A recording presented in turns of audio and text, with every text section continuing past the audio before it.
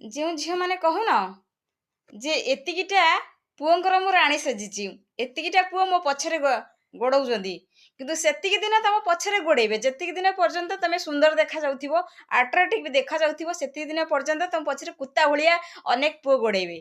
କିନ୍ତୁ ଯେତେବେଳେ ତୁମର ସେ ରୂପ ସୌନ୍ଦର୍ଯ୍ୟ ଖସିଯିବ ନା, ସେତେବେଳେ ତମକୁ ଡଷ୍ଟବିନ୍କୁ ଫିଙ୍ଗିଦେବେ।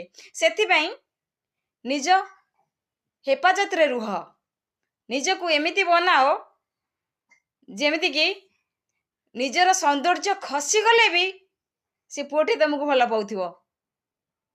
କ'ଣ ପାଇଁ ଜାଣିଛୁ ତ? ତୁମ କ୍ୟାରିୟର। ସେଥିପାଇଁ କ୍ୟାରିୟରକୁ ସମ୍ଭାଳ। ନିଜ ରୂପକୁ ନେଇ ଗର୍ବ କରନି, କି ସୌନ୍ଦର୍ଯ୍ୟକୁ ନେଇ କାହାକୁ କୋଉ ପୁଅକୁ ବର୍ବାଦ କରନି। ସେଥିପାଇଁ ସେଇ ଝିଅମାନେ ଏବେ ଯେଉଁ ଲଭ୍ ରିଲେସନସିପ୍ରେ ଅଛନ୍ତି ସେଇମାନଙ୍କୁ ସେୟାର କର, ଯେଉଁମାନେ ଏବେ ପାଗଳ ହଉଛନ୍ତି, ନିଜ ପାଠ ପଢ଼ାରେ କମ୍ପିଟିସନ୍ ଛାଡ଼ି ଲଭ୍ ରିଲେସନସିପ୍ରେ କମ୍ପିଟିସନ୍ରେ ଲାଗିଛନ୍ତି। କିନ୍ତୁ ଏତିକି ସେମାନେ ଏମିତି ଗର୍ବ କରନ୍ତି କି ମୁଁ ଗୋଟେ ଏମିତି ସୁନ୍ଦରୀ, ମୋ ପଛପଟରେ 1000 ପୁଅ ପଡ଼ିଛନ୍ତି।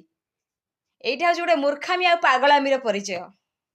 ସେତିକି ଦିନ ପର୍ଯ୍ୟନ୍ତ ତୁମ ପଛରେ ପିମ୍ପୁଡ଼ି ଗୁଡ଼ା ତ ଧାଇଁବେ, କାହିଁକି ନା ଯୋଉଠି ଗୁଡ଼ ଅଛି ସେଠି ତ ପିମ୍ପୁଡ଼ି ଲାଗିବେ ନିଶ୍ଚିନ୍ତ। କିନ୍ତୁ ସେତିକି ଦିନ ପର୍ଯ୍ୟନ୍ତ, ଯେତିକି ଦିନ ପର୍ଯ୍ୟନ୍ତ ତା ଦେହରୁ ମିଠା ଖସି ନଥିବ। ସେଥିପାଇଁ ନିଜକୁ ସୌନ୍ଦର୍ଯ୍ୟରେ ଗଣିତ କରନ୍ତୁନି। ନିଜ କେତେ ଆଟ୍ରାକ୍ଟିଭ ଦେଖାଯାଉଛ ସେଥିପାଇଁ କାହା ସହିତ କମ୍ପେୟାର କରନ୍ତୁନି। କମ୍ପେୟାର କରନ୍ତୁ କାହା ସହିତ କୌଣସି ଏଜୁକେସନରେ, ଆଟିଚ୍ୟୁଡ, ବିହେଭିୟରରେ।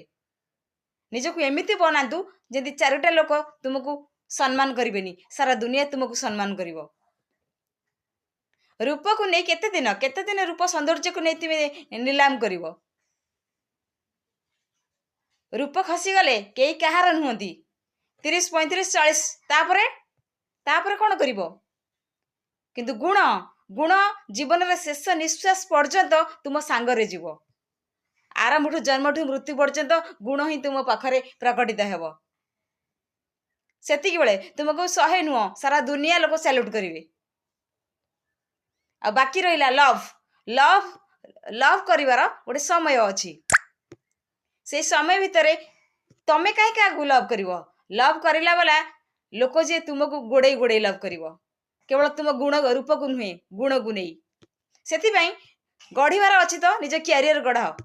ଯଦି ନିଜକୁ ସୁଇଟେବଲ ବନେଇବାର ଅଛି ତ ତାହେଲେ ବନେଇବାକୁ ଚେଷ୍ଟା କର।